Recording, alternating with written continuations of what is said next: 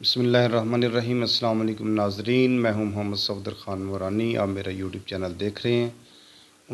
امید ہے کہ آپ خیریت سے ہوں گے اور جہاں بھی ہوں گے انشاءاللہ خوش و خرم ہوں گے، اور پاکستان کی ترقی کے لیے دعا گو ہوں گے ضرور، اور یہ بھی دعا کر رہے ہوں گے کہ حالیہ جو امریکہ اور اسرائیل کی ایک کشیدگی، امریکہ، اسرائیل اور ایران کی جو کشیدگی چل رہی ہے، اس کو بھی ظاہراً ہر دنیا کے اندر ہر انسان یہ چاہ رہا ہے کہ یہ کم ہو وقت کے ساتھ ساتھ، اور ہمارا جو پاکستان ہمارا ملک ہے وہ اس حوالے سے بہت ہی خوبصورت کاوشیں کر رہا ہے۔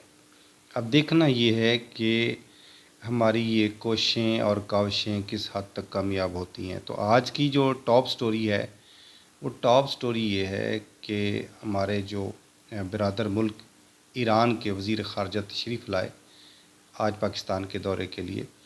تو چند دن پہلے ہم نے دیکھا کہ امریکہ سر توڑ کوشش کر رہا تھا کہ آج کسی طریقے سے ایران کا وفد جو ہے وہ آ جائے مذاکرات کے لیے، اور امریکہ کا وفد جو ہے امریکہ کے اندر ویٹ کرتا رہا، انتظار کرتا رہا، لیکن ایرانی وفد نے آنے سے انکار کر دیا، کیونکہ وجوہات ایسی بن رہی تھیں کہ جس کی بنیاد پہ مذاکرات کا ماحول نہیں بن رہا تھا۔ تو سب سے پہلے دیکھا کہ مختلف قسم کی ادھر سے امریکہ جو ہے مذاکرات کی بات بھی کرتا تھا، اور ساتھ ہی ساتھ کوئی نہ کوئی دھمکی بھی دے دیتا تھا۔ اور دیکھتے ہیں ہم نے دیکھا ہے پچھلے دنوں کے اندر کہ ٹرمپ صاحب نے جو ہے نا وہ ٹویٹ کی فیکٹری لگائی ہوئی، جیسے مطلب ہر تھوڑی دیر کے بعد ان کا ایک نیا بیان آ جاتا تھا، اور نیا ٹویٹ آ جاتا تھا، اور نیا یو ٹرن آ جاتا تھا۔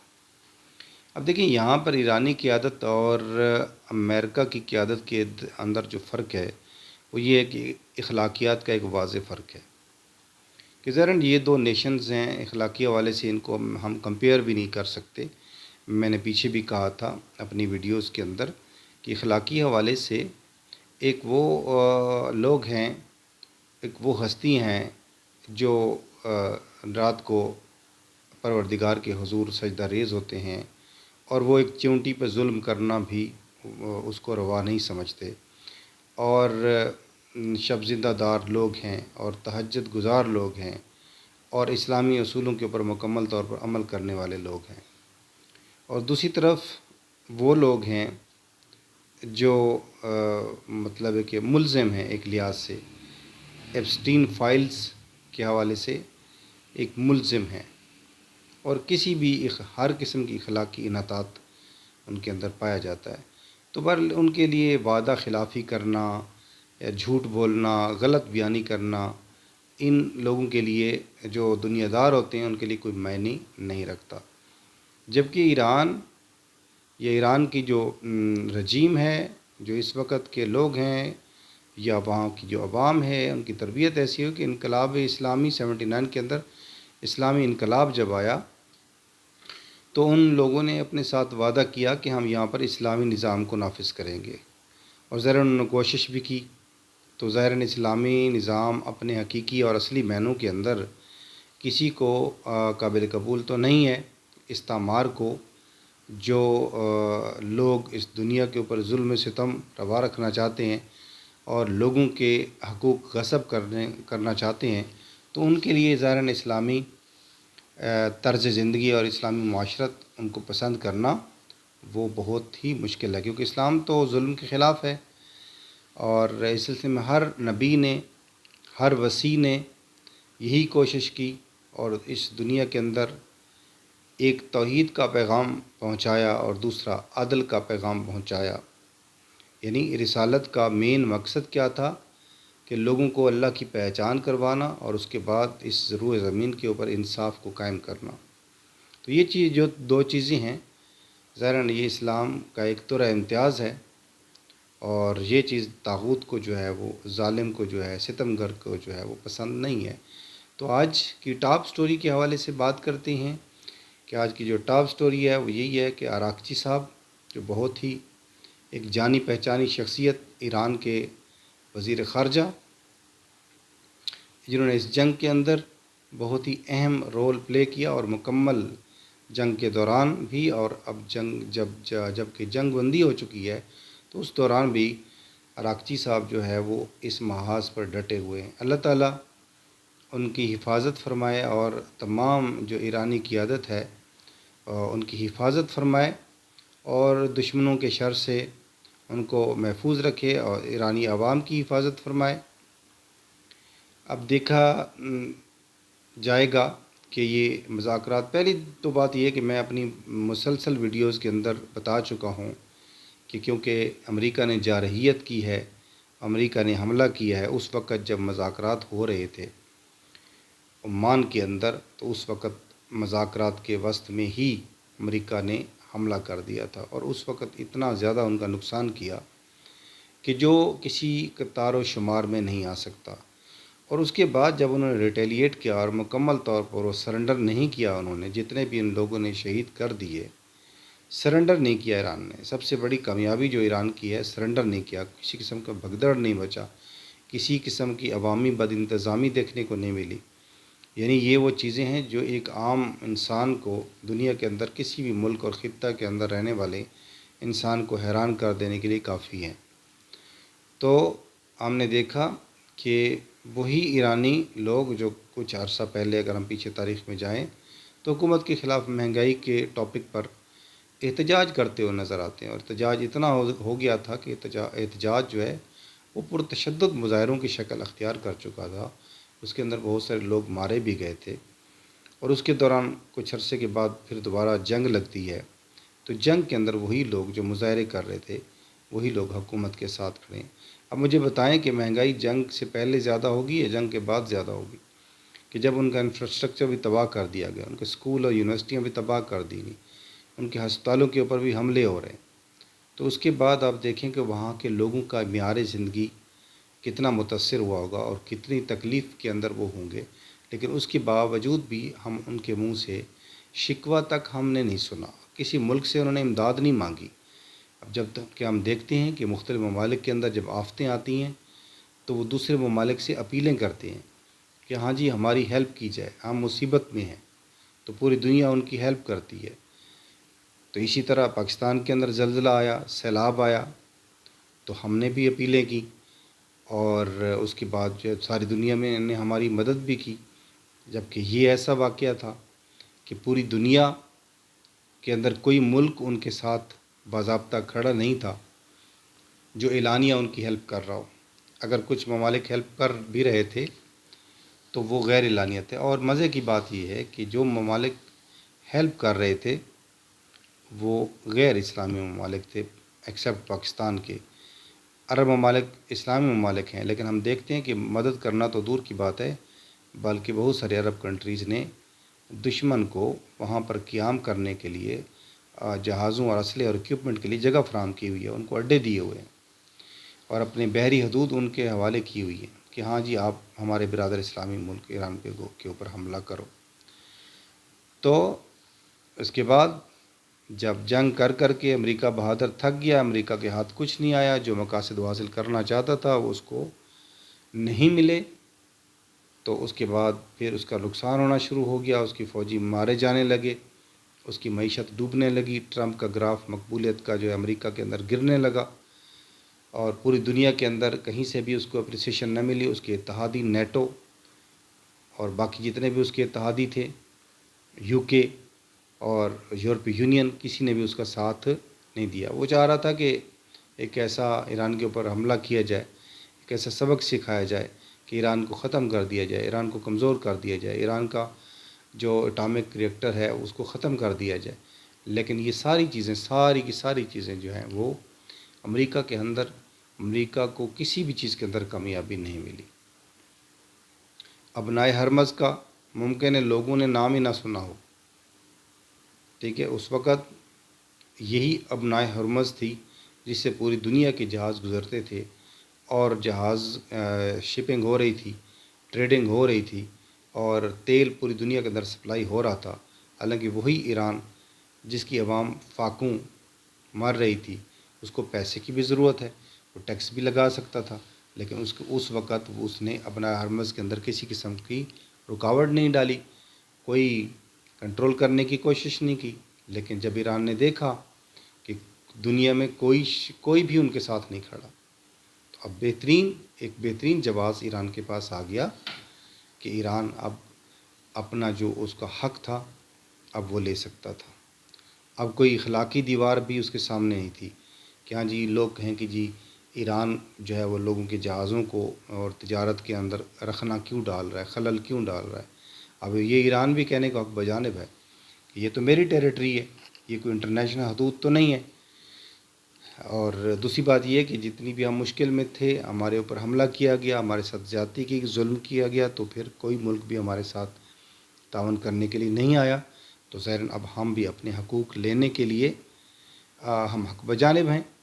تو اس کے بعد سب سے پہلا کام جو ایران نے کیا، ابنۂ ہرمز کو بند کر دیا، اور وہاں پر جو غیر ملکی جہاز تھے ان کو کہہ دیا کہ جی اگر آپ یہاں سے ٹریولنگ کریں گے، ٹریڈنگ کریں گے، تو ہمارے بتائے ہوئے ضابطے اور طریقے کے مطابق کریں گے۔ اب ضابطہ اور طریقہ کار کیا تھا؟ مین تو یہی تھا کہ ایران کے بتائے روٹ پہ چلیں گے، ایران کی اجازت سے چلیں گے، ایران سے پرمٹ لیں گے، اور ساتھ ہی ایران کو ٹیکس ادا کریں گے۔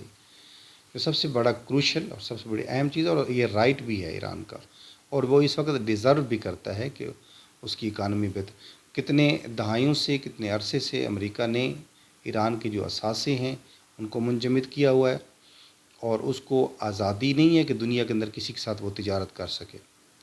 تو معاشی پابندیاں کے اندر جکڑا ہوا ملک اب اگر اپنے حقوق کے لیے اس نے کوشش کی، اور اس وقت کوشش کی جب اس کا بہت زیادہ نقصان ہو چکا، اس کی قیادت کو مار دیا گیا، اس کے اسکول کے بچوں تک کو نہیں چھوڑا گیا، تو اب دیکھیں کہ اس کے باوجود لوگ کہتے ہیں جی کہ ایران تعاون نہیں کر رہا، لیکن اتنے حالات کے باوجود بھی جب ایران کو بلایا گیا کہ مذاکرات کے لیے آئیں، پاکستان کے اوپر ٹرسٹ کیا ان حالات کے اندر جب میزائل برس رہے ہیں، ان حالات کے اندر بھی ایران کا وفد آیا۔ پچھلا جب پہلا دور ہوا مذاکرات کا، تو لیکن اس کے وقت اور بہت سینئر لوگ آئے جب یعنی ایران کے اندر دوسرے یا تیسرے نمبر کی شخصیات آئیں، یعنی قالیباف صاحب تشریف لائے جو کہ ایرانی پارلیمنٹ کے اسپیکر ہیں، بہت بڑی یہ ایک عہدہ ہے، بہت بڑا ایک مقام ہے، اور رہبر اور صدر کے بعد پھر مقام تو اسپیکر کا ہی آتا ہے۔ تو اس کے بعد دیکھیں کہ وہ تشریف لائے، اور وہ ایک معاہدے کے اوپر پہنچنے بھی والے تھے، اور ایک ایم آئی یو سائن کرنے کے قریب تھے، لیکن اس کے بعد امریکہ کی پیچھے کال آتی ہے ٹرمپ صاحب کی، اور جے ڈی وینس کو واپس بلا لیا جاتا ہے۔ تو اس کے بعد ظاہراً اب ایران بعد میں واپس جاتا ہے اپنے ملک میں، ایران کا وفد بعد میں جاتا ہے۔ تو اب دیکھیں پھر دوبارہ پھر ہفتے کے بعد پھر ٹرائی کیا، پھر اس کے بعد اس دوران جو ہے جب کوئی معاہدہ نہیں ہوا، امریکہ نے اعلان کر دیا کہ کوئی معاہدہ نہیں ہے، تو اب جو ہے وہ ہم جنگ کریں گے دوبارہ۔ 2 ہفتے کی ڈیڈ لائن چلتی رہی، پھر بالآخر کوئی نتیجہ نہیں نکلا، تو یہ لگ رہا تھا کہ امریکہ جو ہے وہ حملہ کرے گا، لیکن بہرحال امریکہ کا جو ٹریک ریکارڈ تھا پیچھے ٹرمپ کا، وہ یہ تھا کہ جب بھی ڈیڈ لائن دیتا تھا، ڈیڈ لائن بھی خود دیتا تھا، اور اس کو پرولانگ بھی خود کرتا تھا۔ پھر اس نے پرولانگ کر دی، اور ایکسپیکٹڈ بھی یہی کیا جا رہا تھا۔ تو ایرانیوں کو چونکہ پتہ تھا، وہ ان چیزوں کو سمجھتے ہیں، ظاہراً دشمن کو بہت اچھی طریقے سے سمجھتا ہے۔ ہو سکتا ہے اتنا دوست کو نہ سمجھتا ہو، لیکن جتنا دشمن کو سمجھتا ہے۔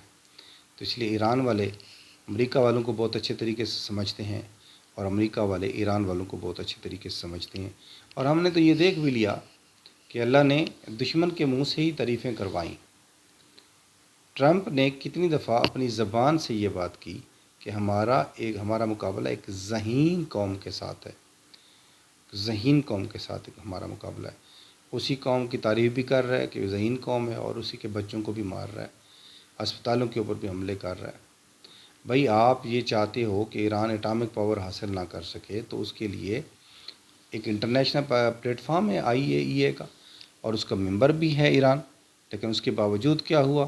اس کے باوجود بس جس کی لاٹھی اس کی بھینس والا قانون ہے کہ دنیا کے اندر جس ملک کے اوپر جو طاقتور ملک ہے وہ دوسرے ملک پہ حملہ کر دے۔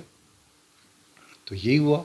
تو آج تک امریکہ اور اسرائیل کے خلاف کوئی مذمت کی قرارداد بھی نہیں آئی کہ جی ہاں اس جنگ کو مذمت کی گئی ہو کہ جی UN کی ایک مشترکہ اور پورے ایک اکثریت کے ساتھ اگر کوئی پیش کی ہو، نہیں، ایسا نہیں ہوا.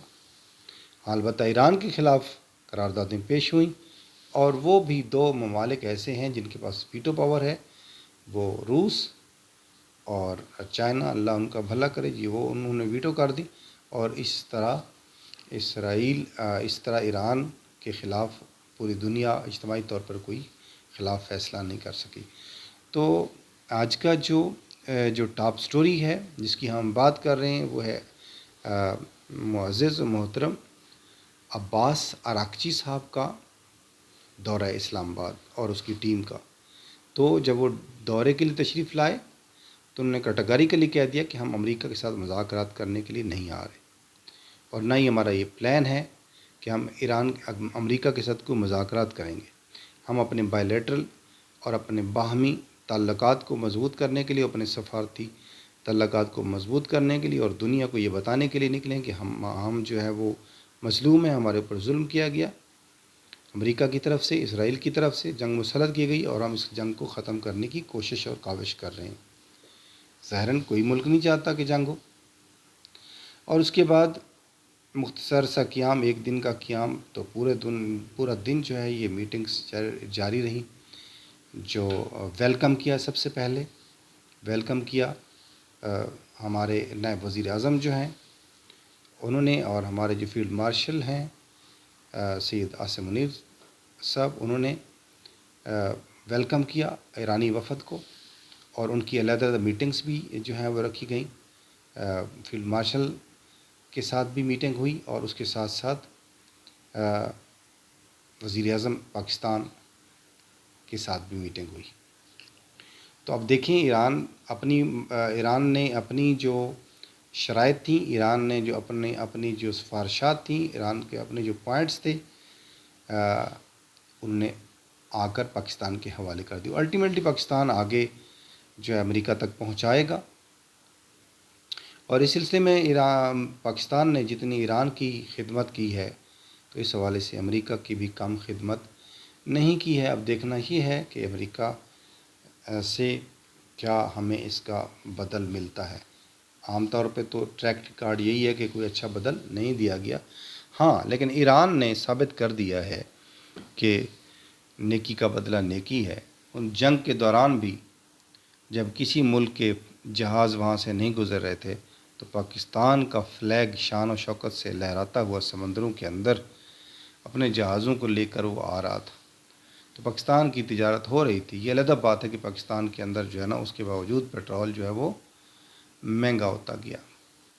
تو یہ آج کی ٹاپ سٹوری، جس کے اندر فیصلے کیا ہوئے اور سفارشات کیا تھیں. ظاہراً یہ تو ٹاپ سیکرٹ باتیں ہیں، یہ تو پتہ چلے گا ابھی. جب کہ ہم آخری جب خبریں میں سن رہا تھا وی لاگ ریکارڈ کرنے سے پہلے، تو ٹرمپ صاحب نے یہ اعلان کر دیا کہ یہ ہماری ٹیم پاکستان نہیں جا رہی.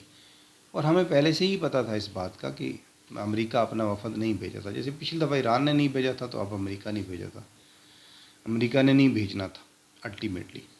ٹھیک ہے جی، کیونکہ ظاہراً اس میں ایک ایگو کا بھی ایشو ہوتا ہے کہ ہاں جی، پچھلی دفعہ ہم جانا چاہ رہے تھے تو ایران نہیں آیا، تو اب ایران گیا ہے تو ہم کیوں چلے جائیں.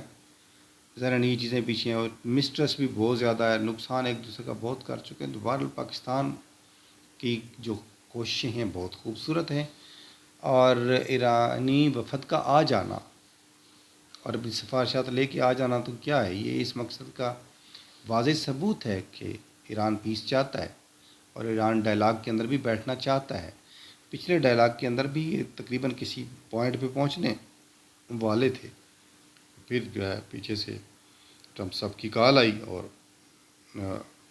کال آف کر کے مذاکرات کو جو امریکہ کی ٹیم ہے وہ چلی گئی.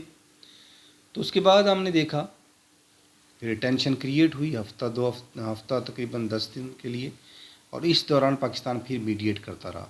اور پریکٹیکلی پاکستان کی جو شخصیات تھیں وہ دنیا کے دورے پر نکلی، جن میں سے ہمارے field marshal general Asim Munir صاحب وہ تشریف لے گئے ایران، اور اس کے بعد ہمارے وزیر اعظم محترم شہباز شریف صاحب وہ جو ہے سعودی عرب، اور اس کے بعد ترکی کے دورے پر گئے. تو بہرحال ایک کوشش اور کاوش چلتی رہی. تو اس کے بعد ایک ہفتے کی ورکنگ کے بعد پھر پاکستان نے ایران کو آمادہ کر لیا کہ ہاں جی آپ تشریف لے آئیں. پھر ایران آ گیا. اب اس کے بعد کیا سفارشات تھیں؟ ظاہراً ایک چیز تو کلیئر ہے کہ ایران بہت قربانیاں دے چکا ہے. اب مذاکرات کے اندر بھی ایران نے ریکویسٹ نہیں کی کہ ہم سے مذاکرات کی جائیں. تو الٹیمیٹلی ایران کی نقطہ نظر سے ایران یہ جنگ جیت چکا ہے، اور دنیا بھی سمجھتی ہے کہ ایران نے ریٹیلیٹ کیا اور ایران نے مقابلہ کیا. ایران نے ڈیفیٹ نہیں کھائی، ایران کا نظام نہیں متزلزل ہوا. ایران اسی طرح مربوط ہے، اسی طرح جڑا ہوا ہے اپنی قیادت کے ساتھ، اپنی حکومت کے ساتھ، اپنی فوج کے ساتھ. ایرانی عوام اور اس کے درمیان کوئی خلا پیدا نہیں ہوا، کوئی بد انتظامی نہیں ہے، حکومت کوئی گرنے والی نہیں ہے، کوئی ایسے آثار نظر نہیں آئے. تو اس کے بعد یہ ساری باتیں کرنے کے بعد پھر کیونکہ امریکہ کی طرف سے آغاز ہوا مذاکرات کا. ایران پہلے دن سے نہیں چاہ رہا تھا مذاکرات. ایران تو قطعی فیصلہ، کیونکہ نقصان بہت کر چکا ہے ایران اپنا. تو اب وہ چاہتا ہے کہ دو تین چیزیں ہیں جس کی وجہ سے، ایک وہ چاہتا ہے کہ خطے کے اندر سے امریکہ کی جو اجارہ داری یہ ختم ہو. حالانکہ یہ چیز صرف ایران کے حق میں نہیں ہے. اگر مسلم ممالک اس بات کو سمجھیں تو یہ تمام مسلم ممالک کے حق کے اندر یہ بات ہے کہ امریکہ جب اس خطے سے جائے گا تو ہر ملک اپنی آزادانہ پالیسی اپنا سکے گا، اور مسلم ممالک کے درمیان جو دوریاں ہیں، جو فاصلے ہیں، وہ بھی ختم ہو جائیں گے، کم ہو جائیں گے. اور اس طرح امریکہ کا تسلط بھی اس علاقے سے کم ہو جائے گا. جب تسلط ختم ہوتا ہے تو ظاہراً پھر جو ہے یہ سب کے مفاد میں ہے. لیکن اس وقت قربانی کون دے رہا ہے؟ صرف اور صرف ایران. اور جب کہ پاکستان ڈائریکٹلی یا انڈائریکٹلی متاثر ہو رہا ہے، باقی ممالک بھی اسی طرح متاثر ہو رہے ہیں. لیکن بہرحال پاکستان کی جو کوششیں بہت ہی خوبصورت رہی ہیں اور بہت کوآرڈینیشن سے ہوتی رہی ہیں. تو جو بھی اس موجودہ رجیم ہے، جو موجودہ حکومت ہے، موجودہ ملٹری قیادت ہے، کمال کی کوآرڈینیشن نظر آئی اس کے اندر. اور ہمیں نظر آیا کہ واقعی ایک جیسے حق ادا کرنے والی بات ہے کہ جو اس وقت ایک ذمہ داری بنتی تھی پاکستانی حکومت کی، وہ ادا کی گئی. اور ہم نے دیکھا کہ اس سارے دورانیے کے اندر پاکستان کے اندر پہلے جیسے اپوزیشن جو ہے وہ بہت ہی زیادہ جلسے جلوس اور بہت زیادہ ایکٹیویٹیز کر رہی تھی. تو ان دنوں کے اندر ہمیں اس کا خاموش رہنا بھی یہ بتاتا ہے کہ وہ بھی خاموش رہ کر بھی حکومت کی ایک طرح سے ہیلپ کر رہے تھے. اس لیے ناظرین، آج کی جو ٹاپ سٹوری